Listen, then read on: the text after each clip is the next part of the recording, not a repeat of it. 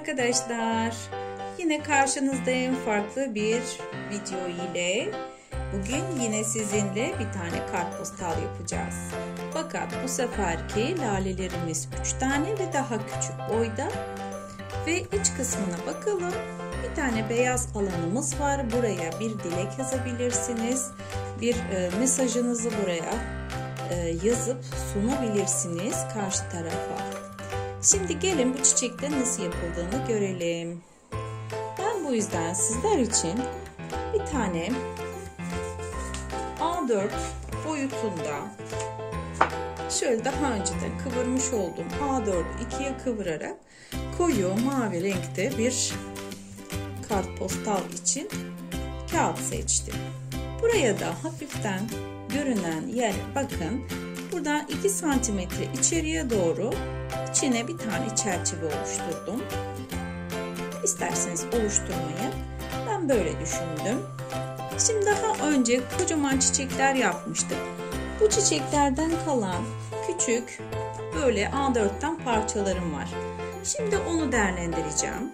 Daha önce kareyle başlamıştık her zaman videolarımızda origami yaparken. Yine şimdi kare yaptığımız yöntem üçgen olacak.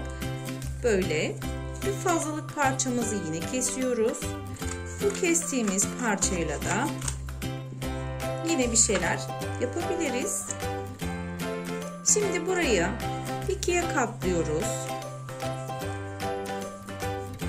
Bakın burası katlanmayan yer. Yani böyle açılmayan yer. Katlanmış ama açılmayan yer. Ve burasını tam üst üste gelecek şekilde bunlara dikkat edin katlarken. Şimdi açtım. Açtığım yerde bakın tam ortaya dik gelecek şekilde yandaki üçgen oluşturan parçacıklarımı yukarıya doğru böyle katladım. Ve şimdi bu tür çiçeklerden birkaç tane yapıp biz onları buraya serpiştireceğiz. Gelin şimdi bir tane daha yapalım. Daha güzel aklımızda kalsın. Bakın tekrar başka bir parça değerlendirerek yine üçgenimizi yapıyoruz. Fakat bu üçgen fazlalığı kestiğimiz zaman bir kareye dönüşmüş oluyor. Açtığımız zaman bakın bir kare. Bu kapalıyken bir kere daha katlıyorum. Dikkat edin neresinden katladım. Açık uçlar bu tarafta kalıyor. Burası katladığımız kısım. Açtım ve açtığım yerde bakın şimdi dikini kıvırdım. Diğer tarafı da aynı şekilde paralel gelecek şekilde katladım. Şimdi 2 tane aynı çiçekten oldu. Hadi bir tane daha sarı yapalım. Onu da aynı şekilde aldım. Bakın. Onu da katladım. Burayı kesiyorum. Ve burayı yine ikiye katladım. Bu sefer açıp ortada tam dik oluşturacak şekilde yan parçalarımızı katlıyorum. Ve gelin şimdi çiçeklerimizi buraya güzel bir şekilde yapıştıralım. Hadi bakalım.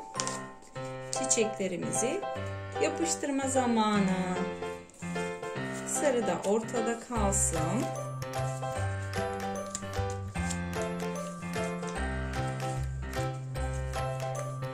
Böyle. Diğerini de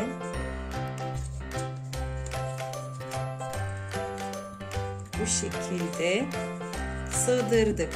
Bakın çiçekler çok açılıyor. Gelin onların üzerini birazcık bastıralım. Şu kenarlardan bastıralım. Burada bir eksiklik var herhalde. Bu kadar çok açılmalarına gerek yok. Şimdi alt kısmı içinde ben yine böyle kalemlerden kullanarak bir gövde yapmak istiyorum. Gövdeyi yapıyoruz. Şu kalem daha iyi yazıyordur. Bir de onu deneyelim. Buradaki yapraklarımızı da içlerini doldurarak birazcık yaprak yapalım.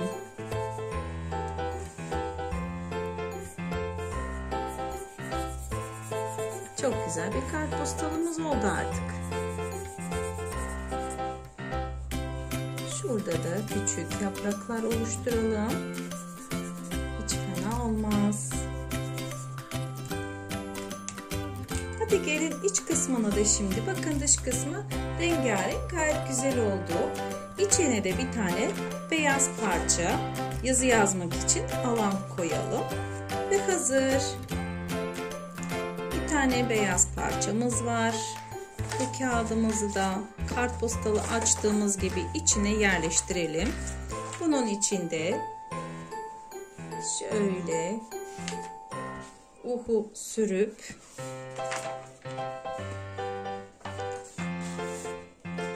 iki taraftan ortalayarak kağıdımızı yapıştırıyoruz. Bakın, koyu renkli özellikle kağıtlara beyaz bir alan olması çok daha güzel.